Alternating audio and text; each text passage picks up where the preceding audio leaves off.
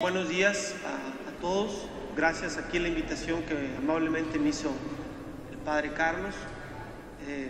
Y pues bueno, el tema, la reflexión que yo les vengo a compartir, le puse este título. Es un título que tiene que ver con lo que platiqué, con lo que me comentó el Padre Carlos sobre el contexto de la Pascua, de esta misa crismal y de lo que se avecina para todos nosotros, que es la celebración de la Semana Santa, la celebración de los misterios que nos dieron vida, como dice también uno de los textos litúrgicos.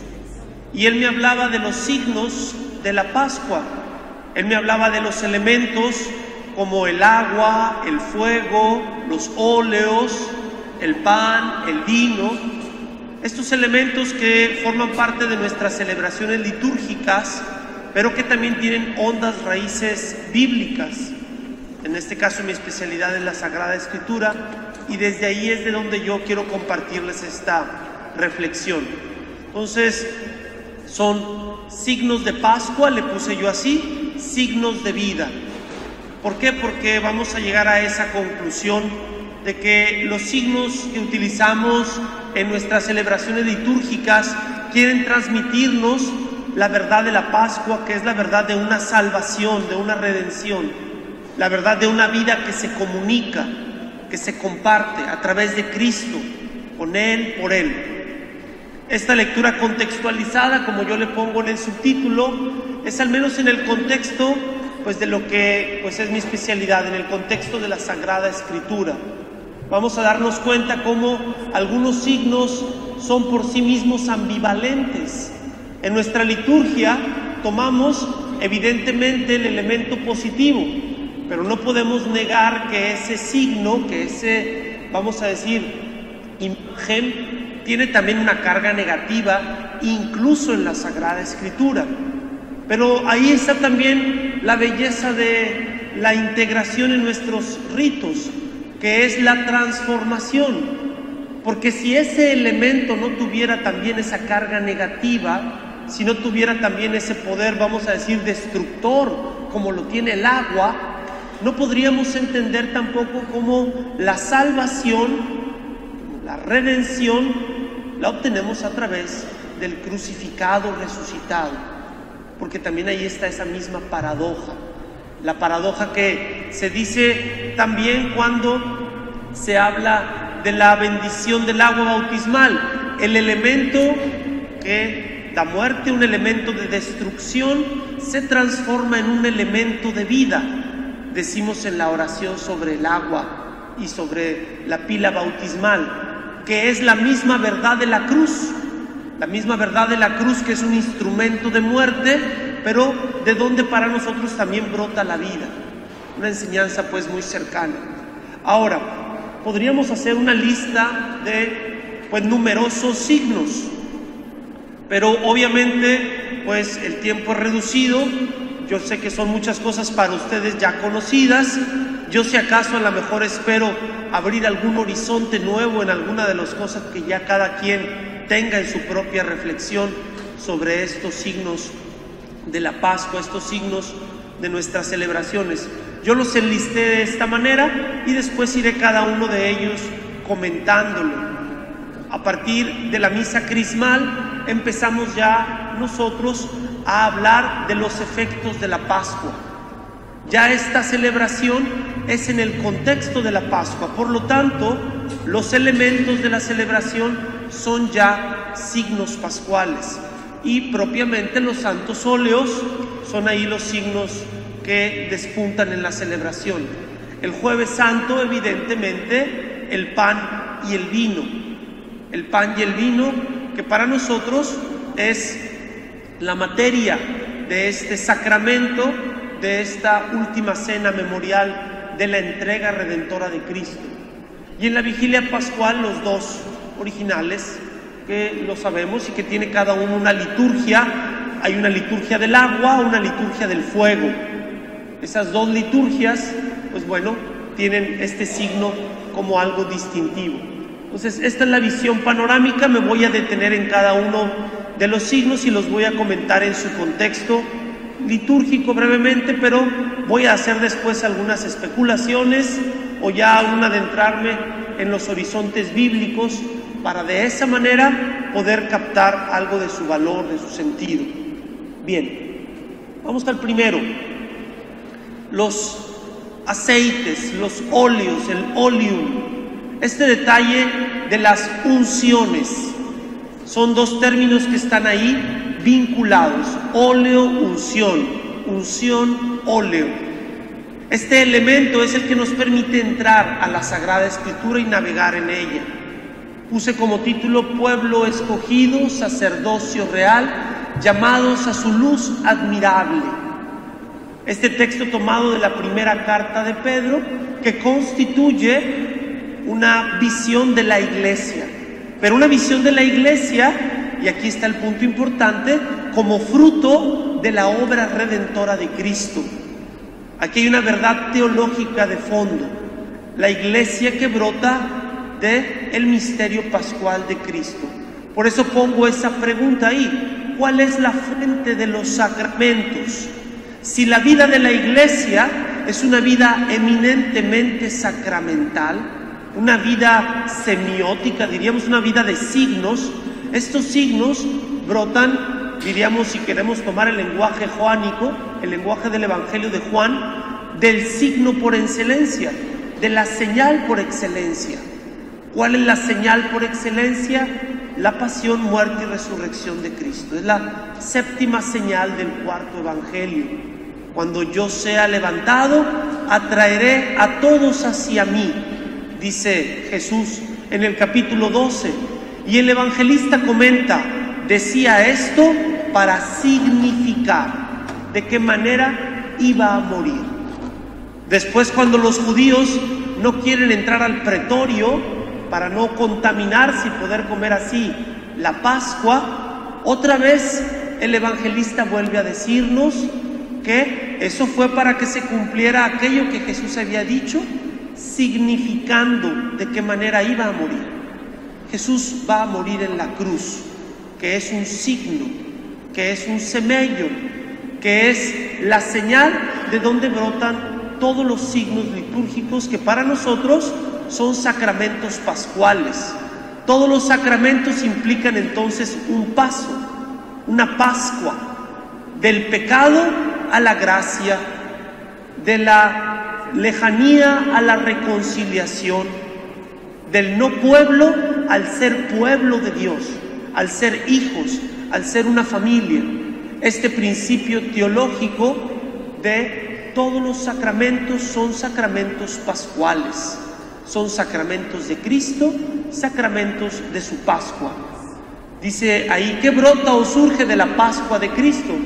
Esto, pues podríamos tomar diferentes pistas para llegar a esta respuesta. Si viéramos a Pablo, Pablo nos va a hablar de este cuerpo de Cristo que es la iglesia, un cuerpo glorificado en el que habita su espíritu, y podríamos decir que el efecto de esa glorificación de Cristo, de su Pascua, es la existencia de este cuerpo místico que es la iglesia. Pero a mí me gusta más ver cómo lo dice el Evangelio de Juan. Esta misma verdad que dice que lo que brota de la Pascua de Cristo es una comunidad, es la iglesia, Juan lo dice de otra manera. Juan dice que lo que brota es una familia. Una familia, ¿por qué? Porque el Evangelio de Juan tiene este hilo conductor muy claro desde el prólogo, cuando dice que a los que creyeron en él les dio poder llegar a ser hijos de Dios, los cuales no nacieron de la carne ni de la sangre, sino que nacieron de Dios. Y después, lo acabamos de escuchar la semana pasada en la liturgia del sábado por la mañana, el sábado quinto de Cuaresma, escuchamos la profecía de Caifás. La profecía de Caifás, cuando dice: es mejor que muera un solo hombre y no, pues que toda la nación perezca. Y comenta el evangelista: esto no lo dijo por su cuenta, lo dijo porque siendo sumo sacerdote aquel año profetizó que Jesús iba a morir para reunir a los hijos de Dios dispersos. El fruto de la muerte de Cristo, dice el evangelista, es la reunión de los hijos de Dios, algo que ya lo había dicho desde el principio el evangelio. Son las únicas dos partes en donde aparece de hecho esa frasecita.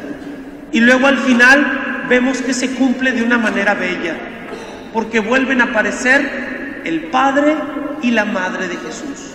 En la hora de Jesús aparecen nuevamente la Madre y el Padre, como aparecieron al principio en las bodas de Caná y en el templo de Jerusalén, Madre y Padre. Y vemos que al pie de la cruz Jesús le dice a su discípulo: ahí está tu madre, y a su madre: ahí está tu hijo. Y luego después en el capítulo siguiente, en el capítulo 20, escuchamos que le dice algo insólito, algo inaudito más bien, a María Magdalena: ve y dile a mis hermanos. Primera vez en todo el Evangelio de Juan que Jesús le llama hermanos a sus discípulos. Nunca les ha llamado hermanos. Y dice: subo a mi Padre, que es vuestro Padre. Nuevamente inaudito, Jesús nunca ha dicho que su Padre es nuestro Padre. Es la primera vez en todo el Evangelio que lo dice. Se ve claramente cómo el fruto de la Pascua es ese: se reúne una familia de hijos, una familia de hermanos. ¿En torno a qué? En torno a la madre de Jesús y en torno a su Padre, que es también nuestro Padre.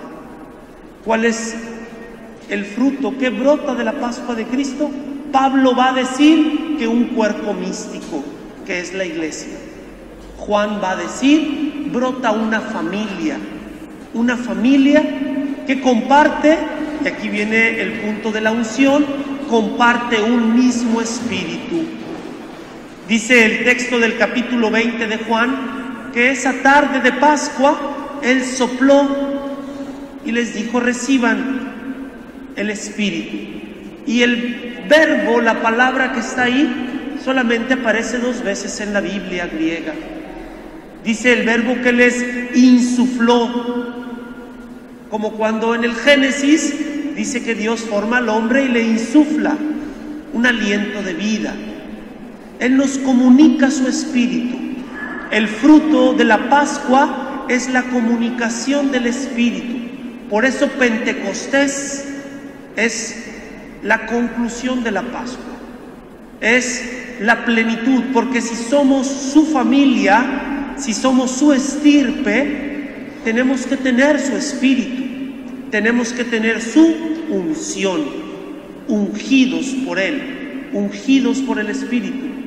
Bien, entonces hay una orientación eclesial sacramental, hay un enfoque eclesial sacramental de la misa crismal, y esto pues es algo también que no debemos nunca olvidar, porque celebramos la Pascua como comunidad, como iglesia, la celebramos como familia, es el origen de nuestra familia, es el nacimiento de esta comunidad que nace de Cristo muerto y resucitado. Ahora vamos a adentrarnos un poco a las raíces bíblicas. Ya hice algunos comentarios a las raíces bíblicas de este signo de la Pascua, el signo de los óleos, el signo también de la unción, que me parece que es el más importante o es el que está más atestiguado y está más sólidamente verificado en el Antiguo y en el Nuevo Testamento. Bien, las unciones en el Antiguo Testamento. Si vamos al Antiguo Testamento vamos a encontrar que las unciones están relacionadas fundamentalmente con una misión, están fundamentadas a la consecución de una obra, de una acción para la cual Dios nos tiene destinados, o más bien para la cual Dios destina a una persona. La unción clásica de los reyes, la unción clásica de Saúl, de David, pero también tendríamos que decir que no es también algo únicamente real, dígase, en este horizonte de los reyes. También están las unciones proféticas, están las unciones de las cuales habla el profeta Isaías. El Espíritu del Señor está sobre mí porque me ha ungido Entonces, esta realidad de la unción que tiene que ver con una forma de vida, con una misión. En el caso del Antiguo Testamento podríamos decir que es muy práctico. Tienes una función que cumplir, la función de ser rey, la función de ser profeta. Si trasladamos esto a nosotros como cristianos, si lo trasladamos a nuestra unción bautismal, nos daremos cuenta que esto se queda en la superficie. El Antiguo Testamento se queda en la pura cáscara. Hay algo más profundo para nosotros. ¿Por qué? Porque para nosotros la unción va a tocar la identidad personal de cada uno. Una vida cristiana, una misión cristiana que para nosotros va más allá simplemente de un funcionalismo, va más allá simplemente de cumplir una chamba o de hacer una serie de actos, sino una forma de vivir. Entonces, las unciones del Antiguo Testamento vamos a encontrarlas siempre en ese horizonte de misión, de acción. Si vamos al Nuevo Testamento, vamos a encontrar algo diferente, algo que pues yo pongo ahí con esa frase, las unciones y la unción. Porque si vemos en el Nuevo Testamento vamos a encontrar muchas unciones, o varias unciones más bien, varias unciones profanas. Unciones profanas, es decir, domésticas, de la vida cotidiana, como lavarse las manos. Las unciones forman parte también de esa vida cotidiana en donde pues el sol requema, el sol reseca. Es necesario, en cierto modo, aliviar a veces la piel, y una unción también tiene ese pues fin, tiene esa bondad.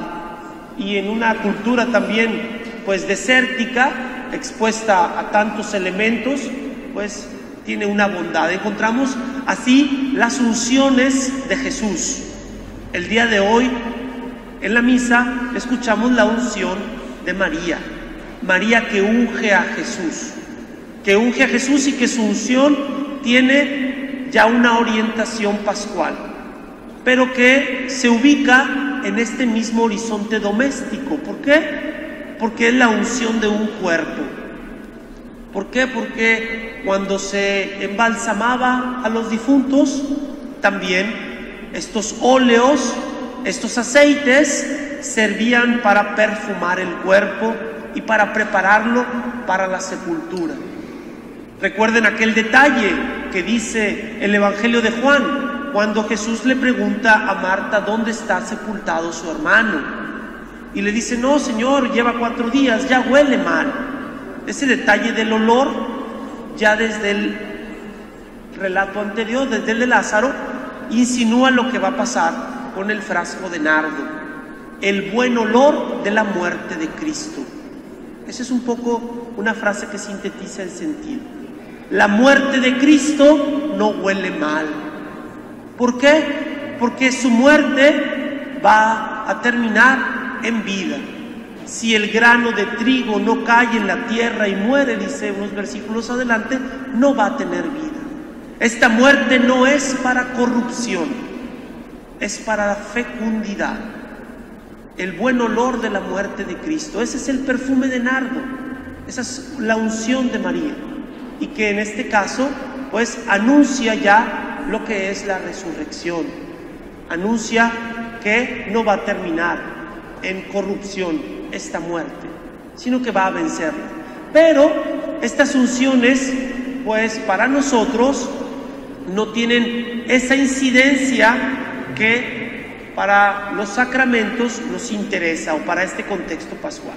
La unción con mayúscula, bíblicamente hablando, es la que aquí entra, y es la que se expresa con el sello del Espíritu, la unción del Espíritu. Esto que también vamos a encontrar en la tradición joánica, pero en la primera carta, ya en la comunidad. Esa es la unción con mayúscula. Es una unción que nos identifica con Cristo. Las otras unciones nos iluminan, pues, de alguna manera, pues, muy concreta en el sacramento. Por ejemplo, en el bautismo, yo no soy liturgista, yo soy biblista, pero si esto que dice la Sagrada Escritura sobre las unciones lo aplicamos al sacramento del bautismo, sucede algo muy interesante. ¿Por qué? Porque existe una unción que es prebautismal y otra que es postbautismal, diferentes en su óleo, diferentes también en su contenido. Y si nos damos cuenta, Cristo es ungido antes de su muerte. Y lo que hace el bautismo es sepultar al cristiano. Yo no lo dice así el libro litúrgico, porque la oración dice otra orientación, pero es muy significativo que haya una unción previa a esa inmersión, a ese sepultar, y que Cristo sea ungido antes también de morir. Que antes de que muera ese niño al pecado por el bautismo, lo ungimos. Y después, cuando ya ha resucitado a la nueva vida de los hijos de Dios por el bautismo, lo ungimos en la cabeza, ahora sí, como signo del Espíritu. Vemos cómo las dos unciones de Cristo están ahí presentes también, y en este sentido muy existencial: ungido para ser sepultado y ungido con la plenitud del Espíritu por ser resucitado. Un Espíritu que después Él comparte, que Él entrega, que Él da. Bien, entonces, en síntesis, podemos ver cómo esta unción que va orientada a la vida, a la existencia, para nosotros tiene un nombre, el nombre de Cristo, cristianos, ungidos.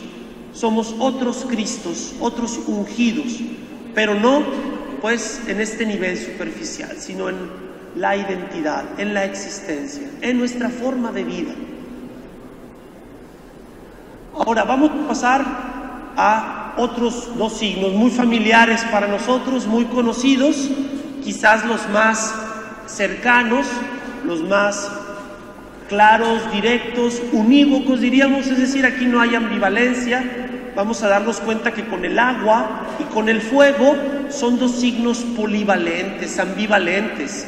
Pueden significar muerte y destrucción o pueden significar vida. En el caso del pan y el vino no estamos en ese asunto. Yo me voy a orientar por otro lado, que bíblicamente también llama la atención y que nos va a hacer recuperar un valor del pan y el vino que utilizamos en nuestras celebraciones, que está implícito, que está ahí dentro, escondido, cuando leemos los textos de la última cena, de esta cena pascual de Jesús. Ahí está la paradoja, ahí está el problema. Es una cena pascual en donde el Cordero Pascual no figura. El Cordero Pascual no es importante. Aquí lo importante es otra cosa. Bien, el Jueves Santo y sus signos.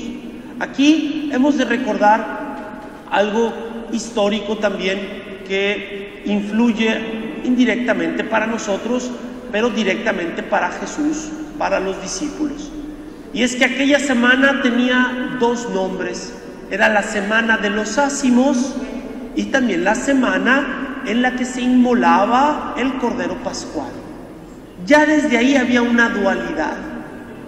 Una semana que hablaba de agricultores y una semana que hablaba de pastores. Dos formas de vida tradicionales, dos formas de vida básica: la agricultura y el pastoreo. Esta semana sintetizaba estas dos realidades y coexistían ahí. Pero cuando llegue el momento, Jesús se va a centrar solamente en una de ellas, y se va a centrar en ella también por la carga y el contenido que tiene este elemento del pan. De ahí, por ejemplo, que nuestra lectura del Jueves Santo, yo lo pongo ahí como comentario, como línea, este detalle de Éxodo 12, Éxodo 13, leer el rito pascual, leer cómo se preparaba el cordero, cómo tenía que elegirse, qué se hace con la sangre, y uno empieza a pensar, bueno, ¿y cuál es el sentido de esto si para nosotros el sacrificio que se realiza sobre el altar es con el pan y el vino? Bueno, es que precisamente es ese salto ese paso el que hay que dar. Y es el paso que Jesús da en la última cena. Cuando en lugar de hacer una homilía, por decir así, hacer un comentario, una homilía sobre el Cordero, porque todo judío tenía que hacer una homilía sobre el Cordero. El que dirigía la cena tenía que hacer una especie de comentario, reflexión, meditación sobre lo que significaba el Cordero Pascual. En cambio Jesús no hace eso. Los evangelistas no nos reportan la homilía pascual de Jesús, nos van a reportar otra cosa: las palabras sobre el pan y sobre el vino. Se sale ahí del guión. Entonces hay dos contenidos diversos, dos signos diversos. Para entender el pan y el vino hay que entender lo que hizo Jesús, hay que confrontarlo con este contexto. Y lo que hizo fue concentrarse en dos signos que no son cruentos. No son cruentos. El Cordero Pascual es un signo cruento, es un signo de sangre. Ese Cordero Pascual va a estar identificado con su persona, con su entrega en la cruz. Pero el memorial que quiere que sus discípulos celebren no es el memorial de derramar sangre. No es el memorial de derramar sangre. No es el memorial de un acto violento. Es el memorial de partir un pan y de compartir una copa. Es un memorial incruento. Ya desde el Antiguo Testamento, ojo, y aquí pongo yo también en las raíces bíblicas un comentario hacia esto. Ya en el Antiguo Testamento encontramos este sacerdote enigmático, legendario y misterioso, Melquisedec. Luego viene ahí una insinuación: rey de Salem, Shalom, Shalem, paz. Ya desde ahí está insinuada la pacificación.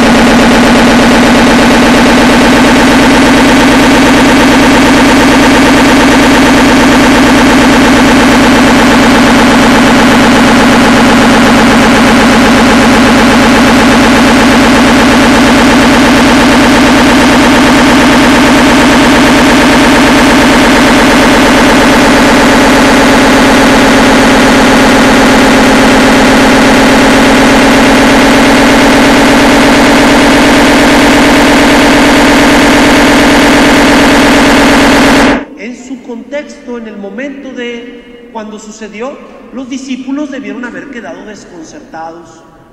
¿Por qué? Porque sobre eso no se decía nada. Simplemente te lo comías y te lo tomabas. De ahí no se dice nada.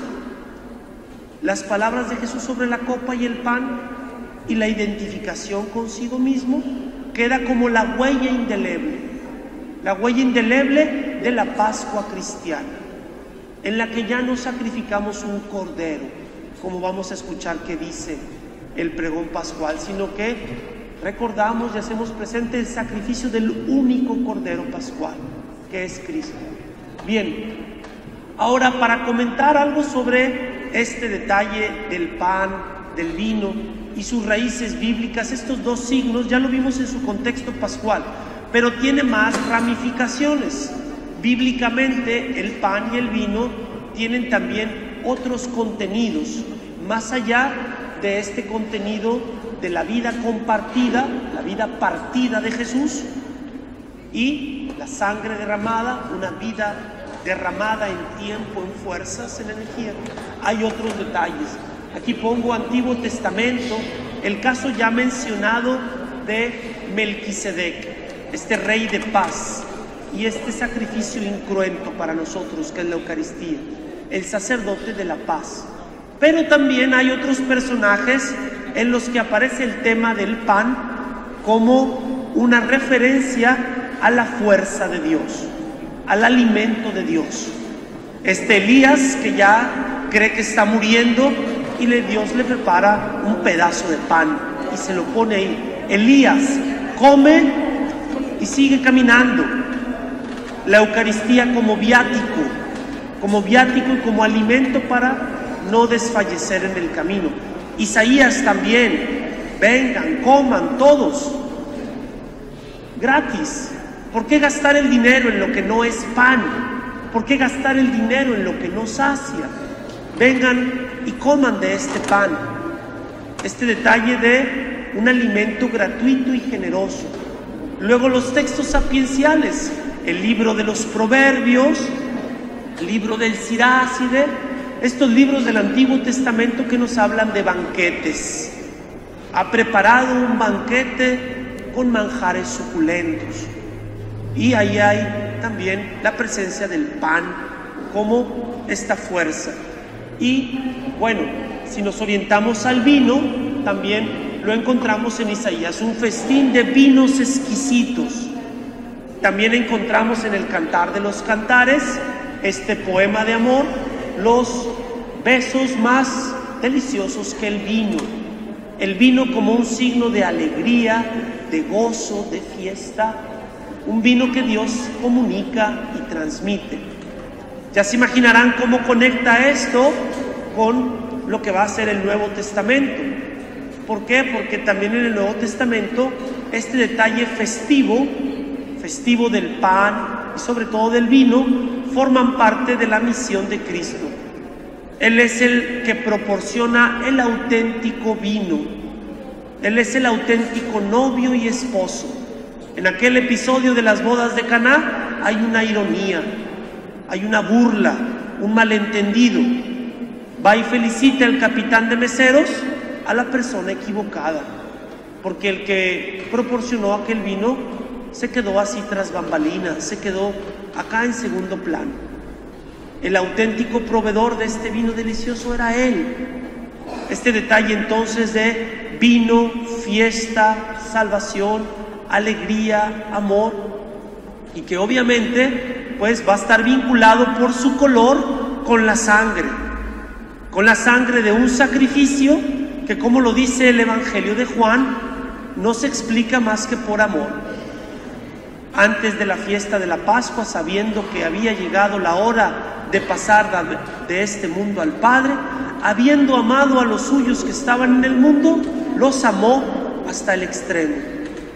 En el Evangelio de Juan queda claro que el Mesías llega movido de amor a la cruz. Y el vino también, por el Antiguo Testamento sabemos, es signo del amor, es signo de una vida entregada, de una sangre derramada. Es la dulzura del amor, por decir así. Ahora, digo yo, en el Nuevo Testamento, dice, fuera de la última cena, siempre nos vamos a encontrar en estos dos horizontes, entre Caná y la multiplicación de los panes. Los dos lugares, los dos textos bíblicamente nos van a presentar que el pan y el vino están relacionados con una fiesta, con un banquete. Esta dualidad de la Eucaristía que nunca debemos olvidar. ¿Por qué? Porque ahí también hay muchos desequilibrios. Hay desequilibrios en nuestra forma de celebrar la Eucaristía. ¿Por qué? Porque hay algunos que podrán quedarse en la parte sacrificial y otros en la parte de la convivencia, del banquete. Altar y mesa, decimos. Entonces, es entre Caná y la multiplicación de los panes en este horizonte festivo, sin olvidar también el contenido pascual, el contenido de la entrega redentora de Cristo. Estos pues dos elementos de la celebración del Jueves Santo. Y llegamos así en este camino a comentar bíblicamente dos que son los más originales. Ustedes saben, bueno, hermanos sacerdotes, no tengo mucho que decir en ese sentido, nada más simplemente enunciarlo, que la liturgia de la vigilia es única, es especial, tiene 4 liturgias, cuando ordinariamente nuestras celebraciones tienen 2. Estas 4 liturgias deben su presencia a 2 liturgias especiales, a 2 signos particulares, el agua y el fuego. La liturgia del agua y la liturgia del fuego. Entonces, aquí vamos a hacer nada más también un recorrido bíblico sobre estos 2 signos que, como les decía al principio, tienen esta nota peculiar los 2. Son signos ambivalentes, bíblicamente hablando. En la Biblia no podemos decir que el agua es un signo positivo, porque también es signo de muerte, del caos, de la confusión. El Espíritu de Dios aleteaba sobre las aguas. Abriste un camino en las aguas caudalosas. Ese detalle de que el pueblo hebreo no es un pueblo navegante, no es un pueblo de navegantes, aunque lucharon por la llanura costera que tenían los filisteos, ellos nunca se lanzaron más allá porque siempre tuvieron esa visión negativa. Por eso los pescadores no eran gente bien vista, era gente que vivía del mar, era gente de segunda, porque su oficio estaba relacionado con un lugar que para ellos era sospechoso: el mar, el caos y la confusión. Abrir un camino en donde no hay caminos, en el mar. Igual el fuego. El fuego es símbolo también de la destrucción. Pero en nuestra celebración tienen vamos a decir, un contenido, una referencia muy específica, bíblicamente hablando. Entonces, decía la vigilia pascual, bueno, sabemos lo que anuncia esta columna de fuego: en ti está la fuente de la vida. Estos 2 detalles también, que uno lo tomo del pregón pascual. ¿Por qué? Porque aquí sí quisiera ser muy claro. El detalle del fuego, si lo buscamos o lo rastreamos bíblicamente, vamos a encontrar que solamente en Éxodo encontramos la conexión con lo que significa o con el valor que tiene el fuego en la vigilia pascual. Y ahorita lo comentaré.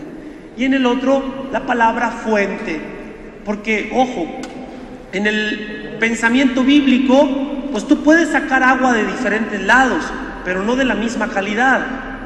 Y ustedes lo han de saber muy bien, no se saca agua de la misma calidad de un venero que de una noria o que de una cisterna. Y en la Biblia hay una crítica muy fuerte a las cisternas humanas. Son cisternas agreteadas, dice el profeta Jeremías. Es decir, hay agua de diferente calidad y la mejor es la viva, el agua viva, el agua que corre, el agua que está en una fuente corriendo. Esto es un detalle que también está ahí en la liturgia y que tiene hondas raíces bíblicas que vamos a comentar. Bien, entonces esta estructura única y profunda y estas 2 liturgias: la liturgia de la luz, las raíces bíblicas del fuego. Miren, el fuego también se compara, si lo vemos por ejemplo con la carta de Santiago, con la lengua. Dice que la lengua es como un fuego que devora un bosque, así como un chisme, una habladuría, así corre como un reguero de pólvora y de fuego. Dice el apóstol Santiago, así también podemos comparar una lengua maledicente como un fuego que devora. De ahí está, pues, carácter destructivo. Igual podemos ir a un pasaje del libro de Josué donde se habla de que los árboles andan buscando rey, y uno de ellos va a hablar de cómo va a encenderse en fuego la zarza para consumirlos a todos. El fuego y su carácter destructor. Pero hay otro horizonte del fuego que es el que está detrás de la celebración de la vigilia y de nuestra comprensión del signo, y que es el del Éxodo, el de la Pascua de Israel, aquella columna de fuego que guiaba en la noche, esa columna de fuego que protegía. ¿Por qué? Porque marcaba una distancia entre Egipto e Israel y permitía ver en las tinieblas, permitía encontrar el camino. Así entendemos cómo nuestro cirio pascual, nuestras velas, se arraigan en esa raíz bíblica, en esa columna de fuego que Yahvé le dio a su pueblo. No es el fuego destructor, es el fuego salvador, aunque parezca algo insólito. Es un fuego que salva, porque protege, defiende, porque guía, ilumina. Es todo este carácter originante que encontramos en el libro del Éxodo y que está vinculado obviamente al tema de la luz, que está en el libro del Génesis. Esta separación de luz y tinieblas, fuego y luz, hemos de verlos aquí como signos que están vinculados por obvias razones. Ahí no hay switch eléctrico, ahí el fuego está directamente relacionado con la iluminación. Es por lo tanto un fuego salvador, un fuego que salva.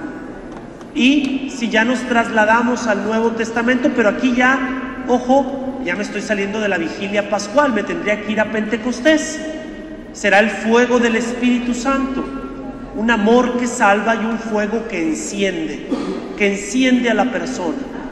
Pero aquí tenemos que ser honestos que el fuego en la liturgia de la vigilia pascual no es todavía el fuego del Espíritu que en Pentecostés sí está claramente expresado.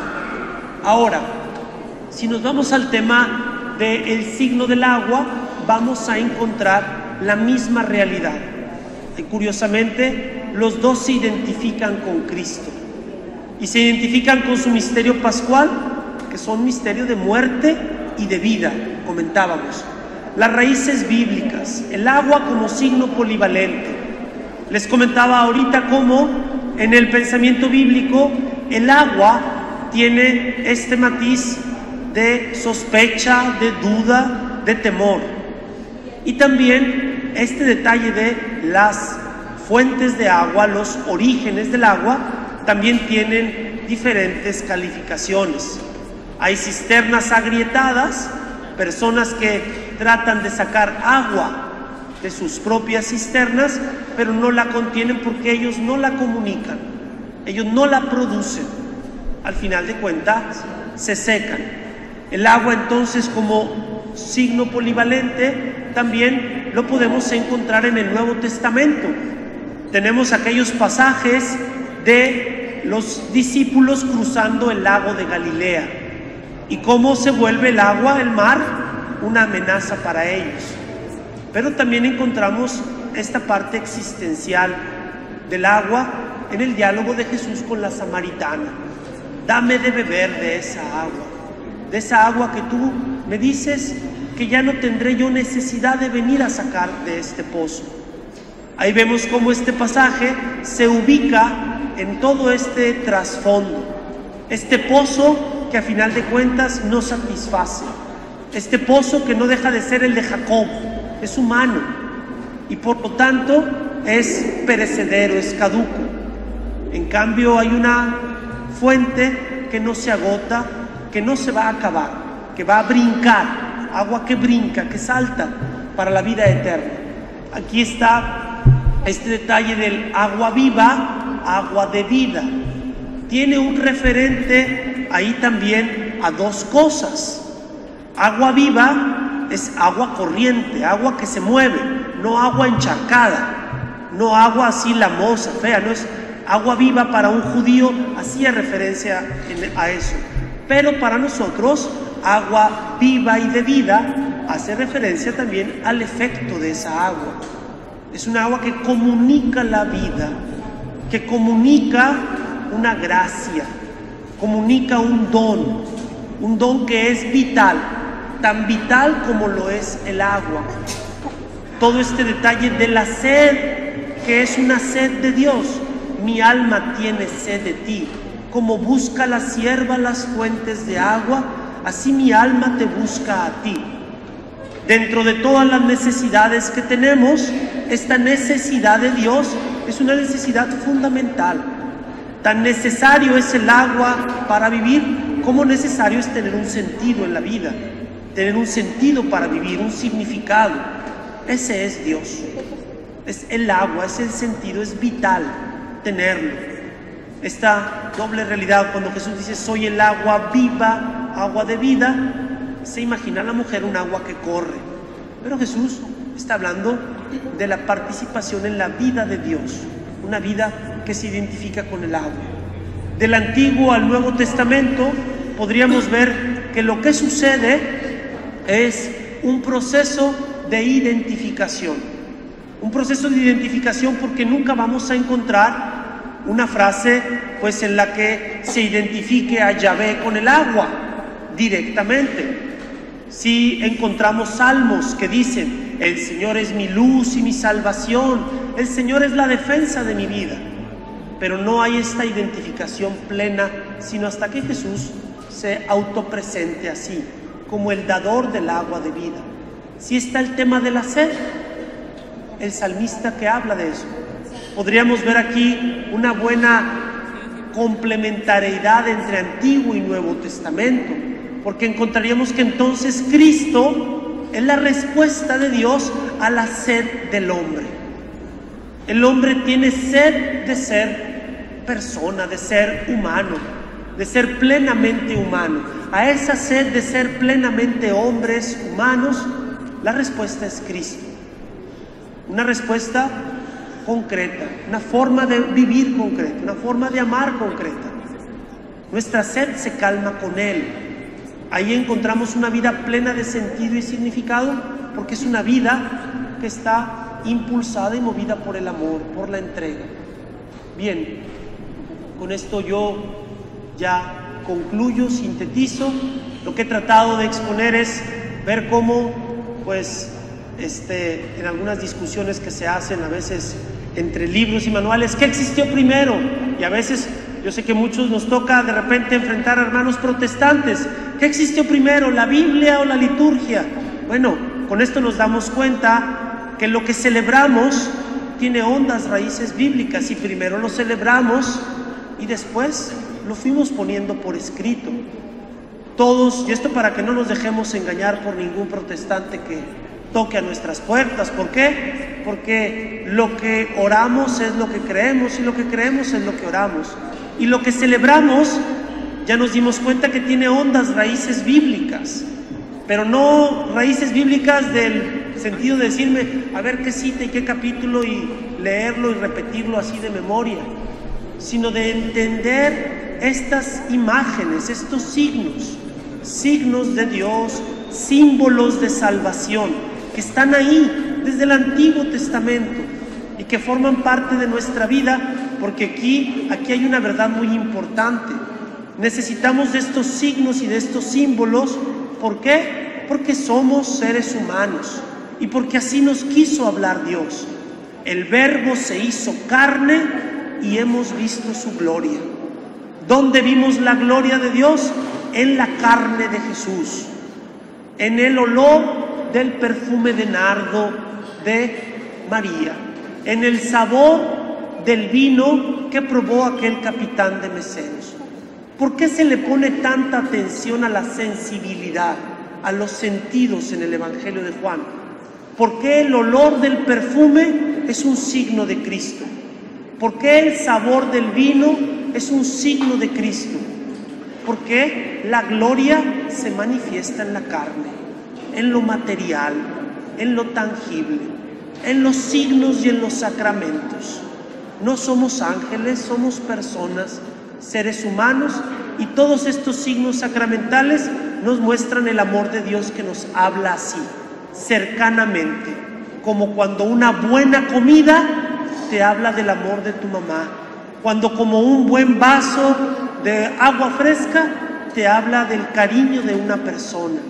Así nos habla Dios, en un signo, en un símbolo suave, dulce, que muestra su condescendencia, su cercanía, el estar así a nuestro nivel. Un buen platillo que te prepara tu madre en tu casa y que es un signo de lo que te quiere. Ese es el valor de nuestra liturgia, de nuestros signos sacramentales. Muchas gracias.